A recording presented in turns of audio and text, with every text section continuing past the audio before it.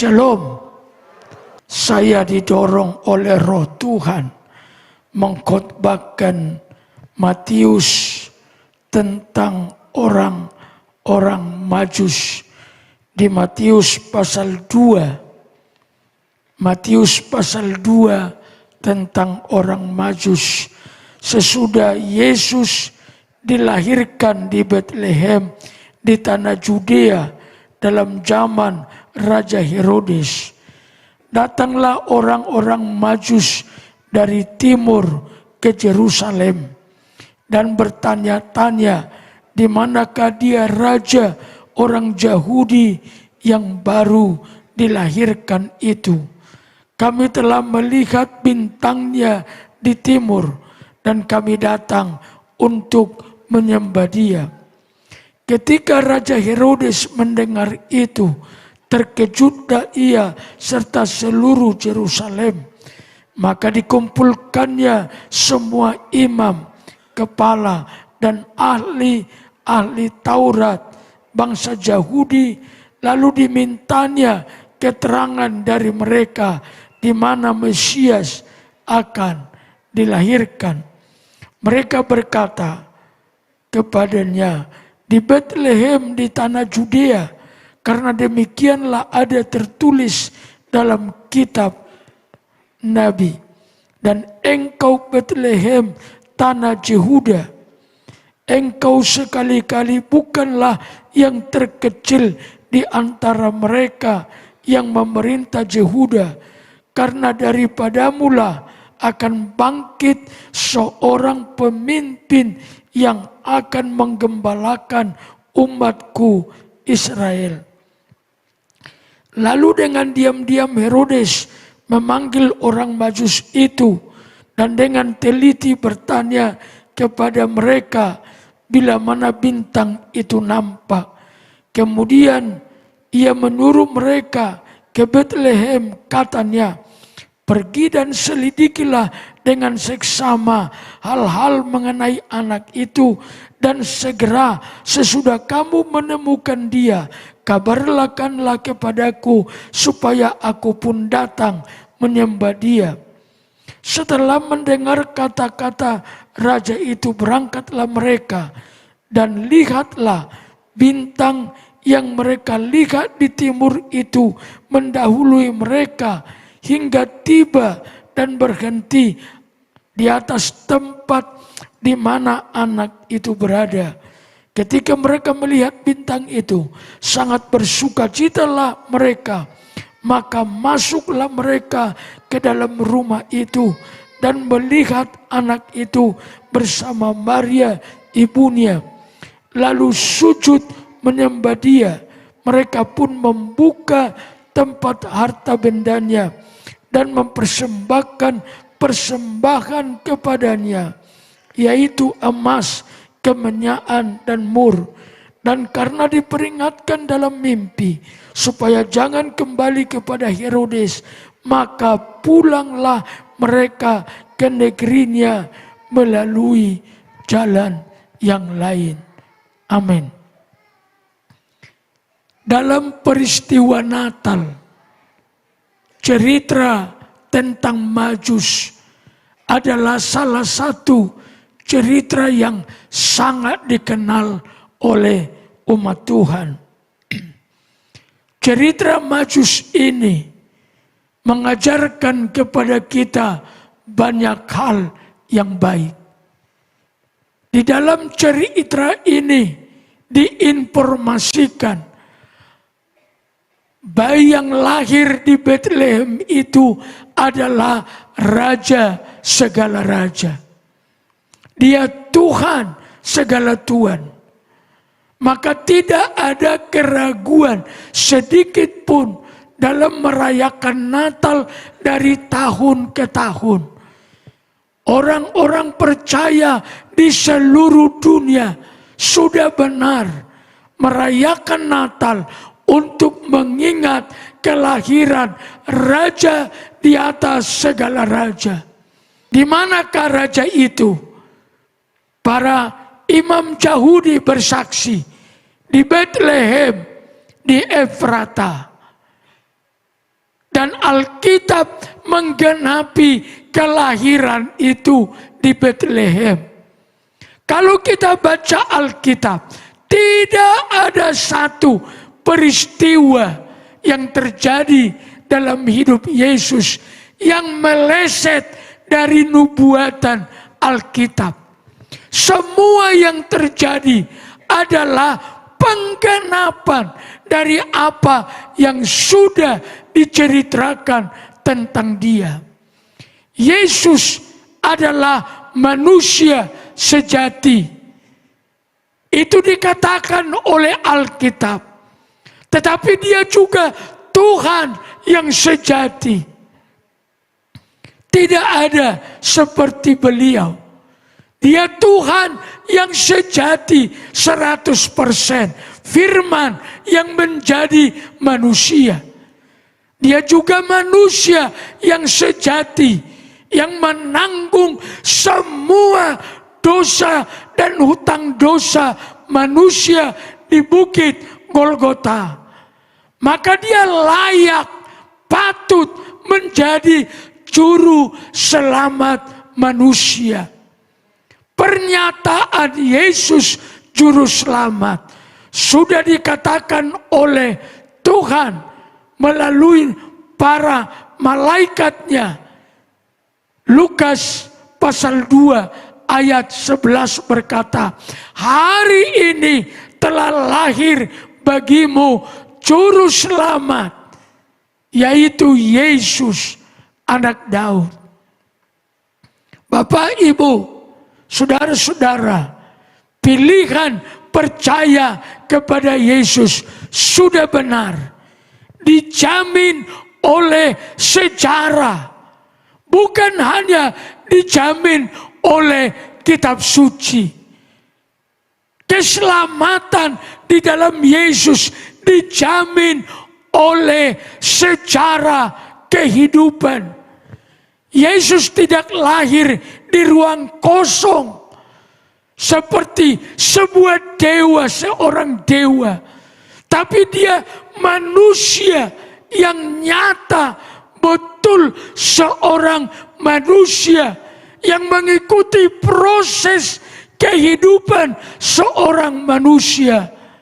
Maka teguhkan imanmu di Natal ini bahwa Yesuslah juru selamat kita.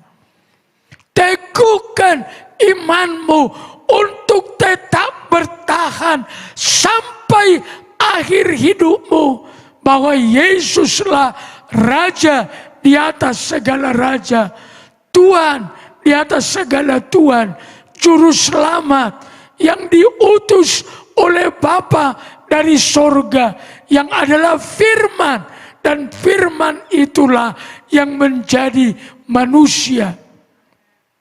Yesus adalah Tuhan. Percaya saja. Lalu apa yang hendak kita ingat dari peristiwa Majus malam ini? Saya ingin mengangkat 3 kebenaran dari apa yang dilakukan Majus. Respon Majus kiranya menjadi contoh respon kita terhadap raja, segala raja yang lahir itu. Yang pertama, Majus sejak mereka melihat bintang sebagai petunjuk bahwa seorang raja telah lahir, mereka pergi mencarinya sampai mereka menemukan raja yang lahir itu. Kita semua harus dengan segenap hati seperti orang Majus mencari keselamatan yang sesungguhnya itu sampai kita menemukannya. Janganlah hidup hanya sekedar beragama. Jangan hidup hanya sekadar memenuhi kewajiban agama. Jangan sekadar melakukan ritual agamawi. Tetapi kita harus berjumpa secara khusus dengan Tuhan Yesus. Apapun halangannya, abaikan. Para Majus mengabaikan semua rintangan, semua hambatan, asal saja mereka ketemu dengan raja yang diberikan petunjuk oleh bintang. Rintangan alam saat itu, timur yang disebut dengan daerah Iran sekarang ini, perkiraannya di sekitar wilayah itu. Kalau kita bisa melihat negeri Iran dengan daerah Bethlehem, di zaman itu masih kira-kira 2000 tahun lebih yang lalu. Kita boleh tahu kondisi alam itu bukanlah sesuatu yang baik untuk pergi ke Bethlehem. Tidak ada transportasi yang baik seperti sekarang. Itu ditempuh dengan berjalan kaki. Mungkin saja mereka naik unta, karena transportasi di zaman itu adalah seperti itu. Para Majus mengabaikan semua rintangan, kondisi alam, kondisi politiknya, kondisi logistiknya. Tidak mudah menemukan apa yang harus dimakan dan diminum selama perjalanan dari timur ke Bethlehem. Tapi apapun rintangan yang mereka harus hadapi, mereka abaikan demi pertemuan dengan raja yang baru lahir ini. Tapi dengar, seorang yang berhasil adalah orang yang siap mengabaikan semua rintangan, asal saja berjumpa dengan Yesus. Kebenaran yang kedua, Majus lebih taat kepada petunjuk sorga. Ada dua yang dipakai Tuhan untuk memimpin perjalanan Majus. Yang pertama bintang, yang kedua mimpi. Sorga memberi petunjuk, bintang dan mimpi, dan para Majus taat penuh kepada petunjuk sorga. Waktu itu masih harus ditafsirkan, waktu itu harus dipelajari, tapi mereka tetap peka kepada petunjuk sorga itu. Petunjuk bintang belum dapat dipastikan secara pasti. Petunjuk mimpi pun harus dimaknai. Tetapi Majus sangat tunduk, sangat taat kepada petunjuk sorga. Kalau kita mau terus bertumbuh makin dewasa, makin matang, makin berkenan kepada Tuhan, taatlah kepada petunjuk sorga. Tuhan sudah kasih kita Alkitab yang menjadi penuntun, petunjuk yang mengarahkan jalan-jalan kita mengikut Tuhan, menjadi seorang yang berkenan kepadanya. Yang terakhir yang saya harus sampaikan malam ini, Majus motivasinya untuk datang kepada Yesus hanya untuk menyembah Dia. Sekarang ini sudah terjadi banyak pergeseran dalam iman Kristen. Iman Kristen itu dimulai di Yerusalem. Permulaan kekristenan adalah Yesus menjelma menjadi manusia. Terus beliau bertumbuh sampai di umur 30 tahun. Mereka mulai menemui orang-orang dan memberitakan soal kerajaan Allah. Dan orang-orang mulai percaya dan menjadi murid Yesus.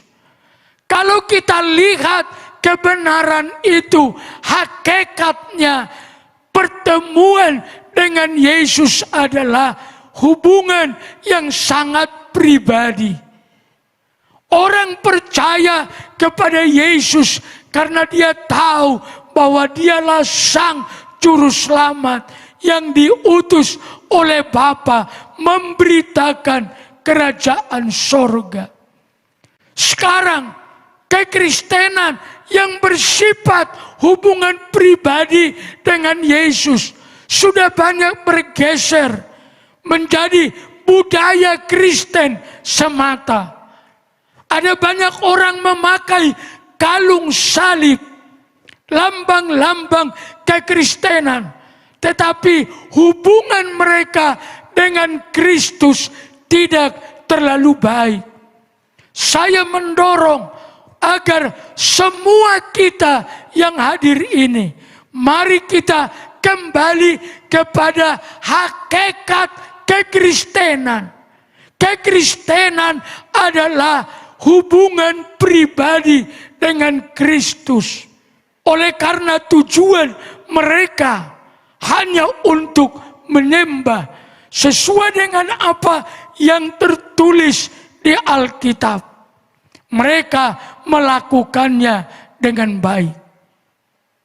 Alkitab berkata, kalau engkau datang ke rumah Tuhan berjumpa dengan Allah, janganlah engkau dengan tangan kosong. Para Majus betul-betul diilhami oleh kebenaran ilahi. Mereka datang menyembah Sang Raja. Mereka bawa emas, mur, dan kemenyan. Itu adalah persembahan yang dikhususkan untuk seorang raja. Mereka tidak datang dengan sebisanya saja. Mereka tidak datang hanya sebisanya saja. Tapi mereka betul-betul persiapkan pertemuan mereka dengan raja yang baru lahir itu.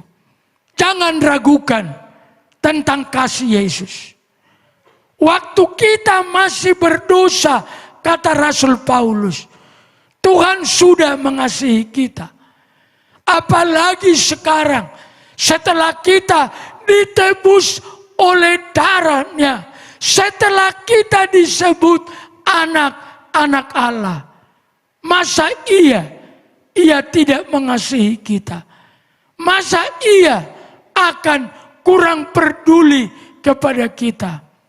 Tetapi sekarang yang perlu adalah pikirkan penyembahanmu dengan Tuhan. Pikirkan bagaimana kita menyembah Tuhan.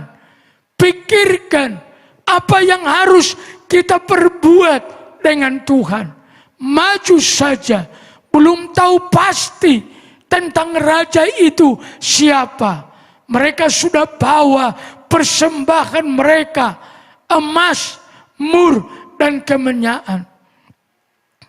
Bukit Sion sudah terbiasa tahun ke tahun memberikan persembahan yang kita sebut dengan persembahan Majus. Kalau kita cari Yesus, haruslah sampai berjumpa. Yang kedua, kalau kita ikut Tuhan, mari lebih peka kepada petunjuk Tuhan. Yang ketiga, Majus meneladankan. Tujuan mereka berjumpa kepada Yesus adalah menyembah Yesus dan menghormati Yesus. Bukit Sion, hormati Tuhan. Bukit Sion, hormati Tuhan. Tuhan pasti memberkati kita. Selamat Natal.